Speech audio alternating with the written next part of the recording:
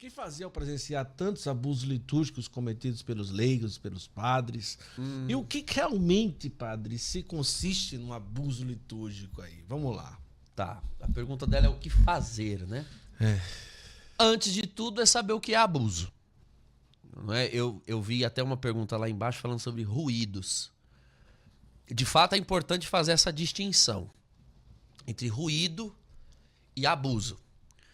Um ruído é algo que obstaculariza, atrapalha a liturgia, fere o espírito da liturgia, mas não necessariamente a adultera. Então não é uma adulteração litúrgica tão grave que prejudique a licitude ou até a validade do sacramento. Mas são ruídos, são coisas que atrapalham e que não deviam estar ali. Isso são ruídos. Agora, abusos não. Abusos, aí sim, são realmente atos tão graves inseridos na ação litúrgica que é possível questionar até se aquilo de fato foi uma ação litúrgica, porque a ação litúrgica ela é a máxima demonstração de comunhão da igreja e ela... Para que o mistério de Cristo seja protegido, há uma legislação que todos devem seguir. As normas litúrgicas, a lei na liturgia, não é uma camisa de força para cercear a criatividade, o bem-estar do povo, etc. Não é nada disso. Ela é para proteger o mistério das influências indevidas, das nossas impressões pessoais ou de coisas que o ser humano queira pôr ali ao ponto de carregar o mistério daquilo que não é o que Cristo revelou. Então, abuso litúrgico é quando se insere sinais, palavras, ações, objetos, matérias, etc. Coisas que não só ferem a atmosfera litúrgica, como inclusive podem prejudicar a licitude e até a validade. Em determinados casos, pode-se questionar se ali houve um sacramento. Tamanho o abuso. Então, eu costumo dizer assim, é uma comparação, né? O ruído litúrgico é como um ruído mesmo, é uma coisa que atrapalha ali uma coisa que fica no ouvido, uma muriçoca, né? Ali atrapalhando o seu ouvido ou um cisco no olho. Um abuso litúrgico não, já é um hematoma ou até uma fratura. É algo estrutural, gravíssimo. Então, dito isso, o que fazer quando se vê um abuso litúrgico? O pessoal falando de ruído também. Exato, depois a gente volta, é a pergunta da Carla Cristina. Olha, o abuso, quando presenciado, a Congregação para o Culto Divino, quando escreveu o documento Redentione Sacramento, ela colocou no final do documento uma lista de contatos da Santa Sé aos quais os fiéis deveriam ter acesso. Né? Na época, isso nos anos 90, quando a Redenção do Sacramento foi promulgada. E os fiéis têm, portanto, direito de denunciar. Denunciar nas instâncias devidas. Então, a primeiríssima instância devida é o bispo diocesano. Denuncia-se ao bispo diocesano. Não obtendo resposta, o fiel pode recorrer à Congregação para o Culto Divino. Não é? Então, o fiel tem esse direito, que é um direito dos fiéis. Ter a liturgia celebrada como a igreja quer que ela seja celebrada. É um direito do fiel. Então, essas denúncias podem ser feitas. Eu não gosto, né, particularmente, de tornar o abuso litúrgico algo de tal maneira propagado que seja considerada tal propagação como denúncia. Não é denúncia. Só ridiculariza a igreja, só vai parar em canais de quem não tem a fé e que não está preparado para essa conversa. Virar zombaria. Exato. É roupa suja que tem que ser lavada dentro de casa. E as pessoas já perderam a noção, ao transitar nas redes sociais, acerca do que seja dentro de casa e fora de casa. Ela acha que o perfil dela é dentro de casa. Você tem certeza de que você é seguido só por gente de igreja? Será que não tem aí um parente, um familiar, para quem você pode estar escandalizando? Então resolve isso dentro de casa. É com o padre que tem que falar. O padre que cometeu o abuso, vá lá falar com ele. Ah, ele não escuta. Grita. É dentro de casa. Você é um fiel, vai na sala dele e vai resolver lá. Dentro de casa a gente briga, discute, fala o que tiver que falar. Não te ouviu? Vá no bispo. O bispo não ouviu? Vá na Santa Sé. Faça o que tem que fazer. Mude de paróquia. Então a coisa que resolve muito é que os fiéis também não são unidos para fazer o que tem que ser feito. Se você frequenta uma paróquia que é resignada em abuso, não estou falando de ruídos, tá? Não estou falando de ruídos, estou falando de abusos. Se você frequenta uma paróquia resignada em abusos litúrgicos, onde se traz, se fere estruturalmente os sacramentos, não frequente mais.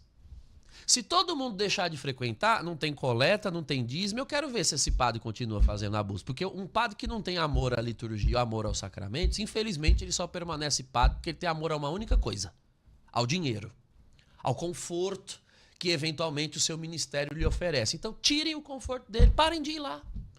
Deixa ele sozinho. O padre faz, né, o macaco da cambalhota porque tem gente que aplaude. A hora que não tiver mais ninguém dando palco, eles se tocam. Entende? Então, não dê palco na internet, não dê palco nos vídeos, não dê palco, não frequente. A gente precisa desidratar essas expressões dentro da igreja que nem eclesiais são. Esses abusos, essas atrocidades.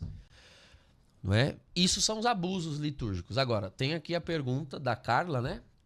Quais os ruídos que hoje em dia acontecem na Santa Missa que prejudicam a celebração? Ela colocou como exemplo bateria, slides. Qual a opinião do senhor sobre esses ruídos? Tá, então vamos deixar claro. Ela pergunta qual a minha opinião. Então nós estamos na esfera da opinião. Às vezes eu falo uma coisa no podcast, aí vem todo mundo me malhar, tá? Eu não sou o magistério da igreja. Ela perguntou a minha opinião, certo? Então, a liturgia, ela possui uma natureza própria.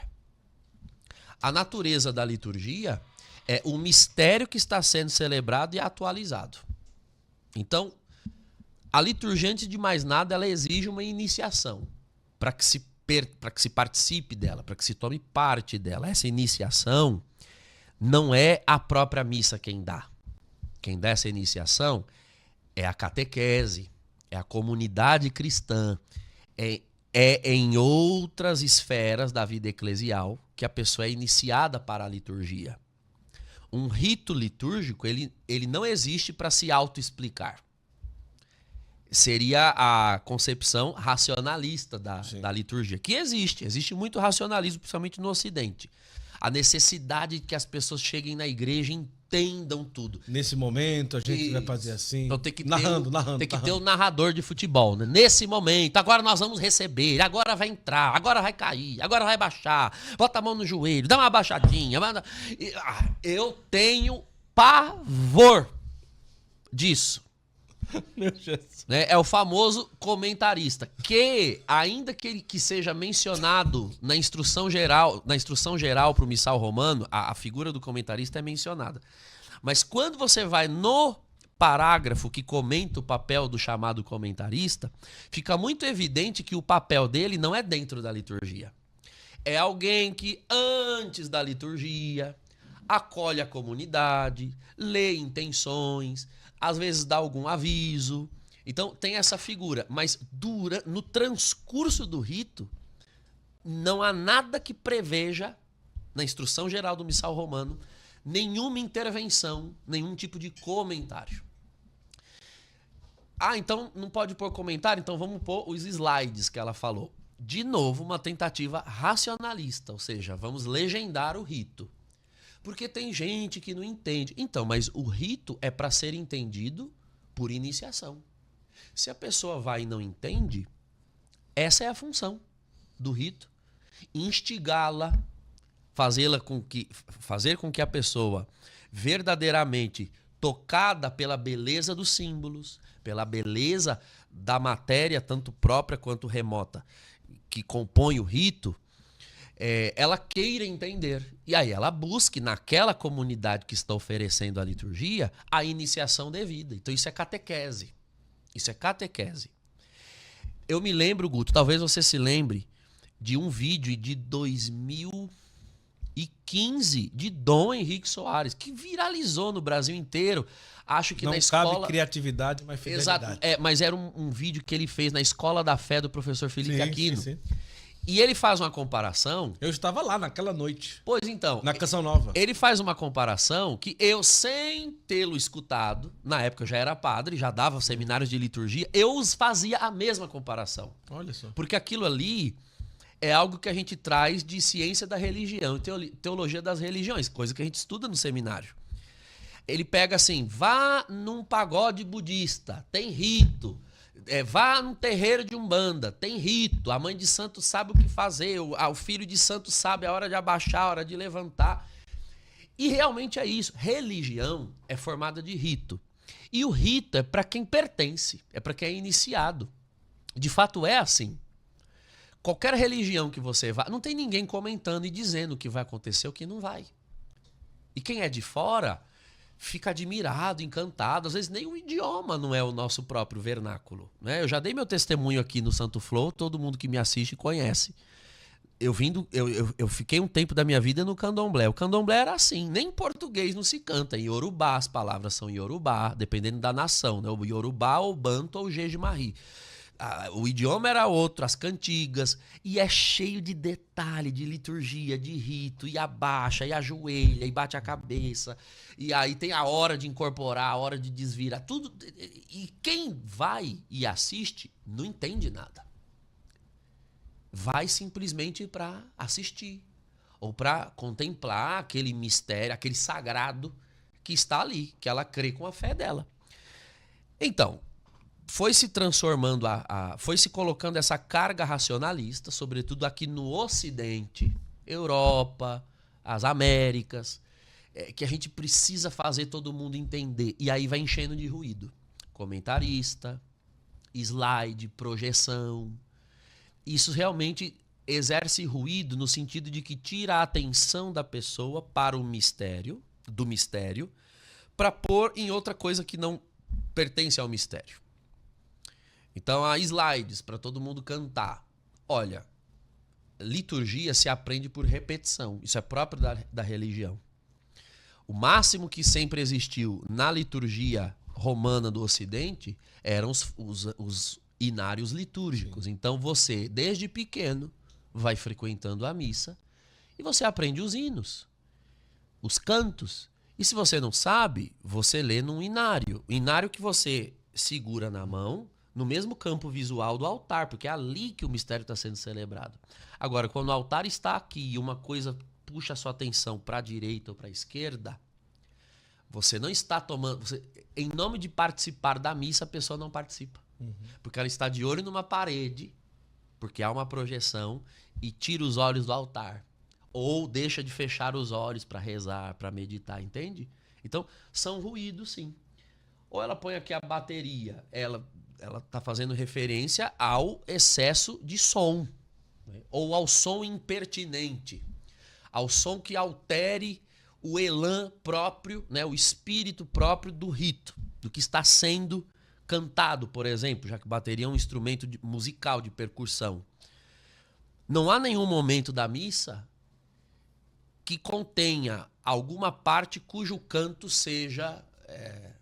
tenha o teor de alegria que uma bateria sugira. Não há nada. Tudo na missa exige uma solenidade. Mesmo os momentos de alegria da missa. Há alegria na missa. Eu não gosto desse argumento de que a missa é o sacrifício, é o Calvário. Sim, meu Deus do céu, é o Calvário. A missa é todo o mistério pascal. Ela é o Calvário e ela é a ressurreição. Só que o que querem fazer? Querem causar um divórcio no mistério pascal, e aí, em nome do sacrifício, alguns querem transformar a missa num velório.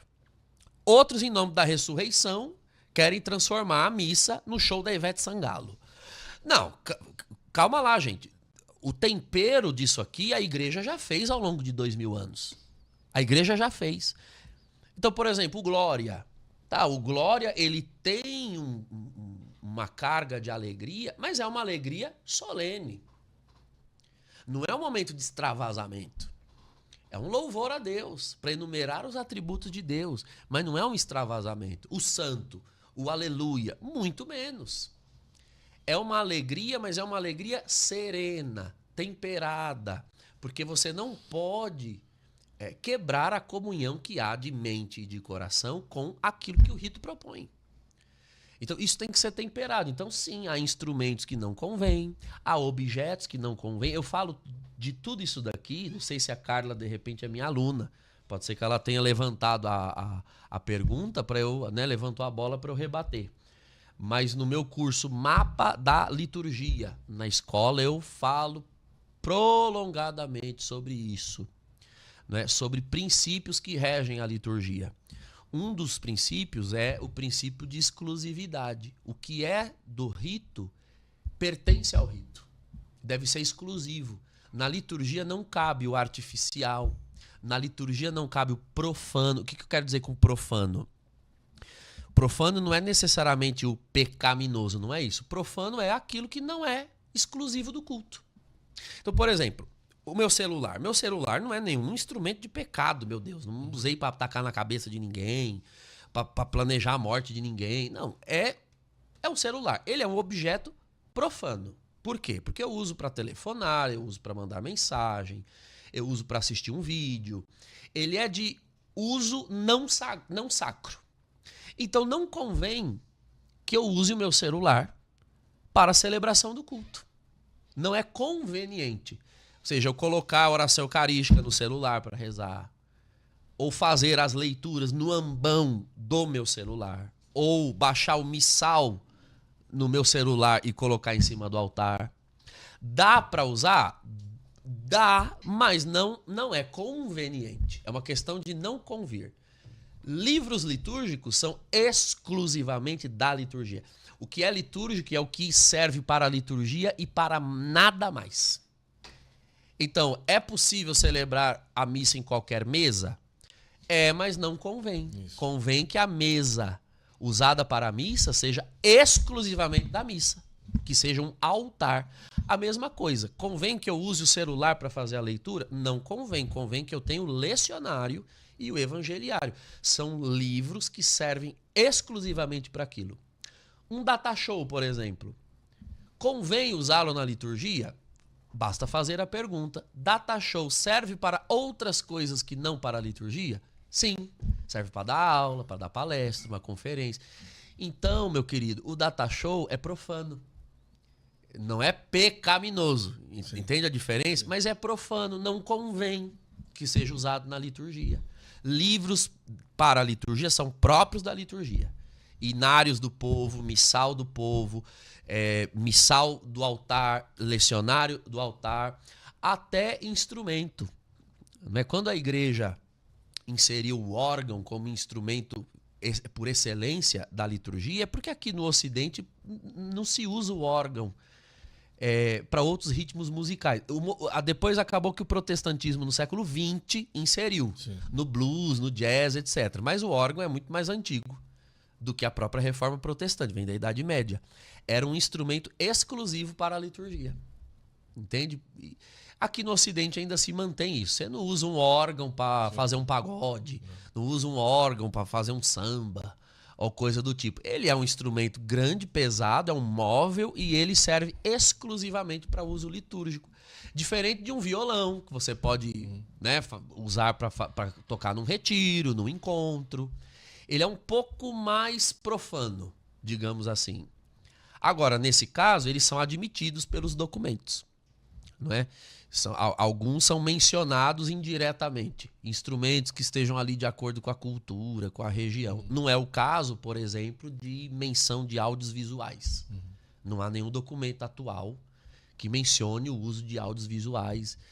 Então, isso fica um pouco ruidoso, fica estranho. Basta que os fiéis se examinem diante de um rito celebrado assim. Um padre que põe um iPad em cima do altar para ler a liturgia eucarística, a oração eucarística. Você não acha estranho? É estranho. É um ruído, entende? O ruído é isso, é uma coisa que não está totalmente errada, como um abuso, mas tá fora da ordem, não orna, entende? Isso é o ruído. Então, a gente poderia dizer vários exemplos de ruídos que aqui não dá tempo.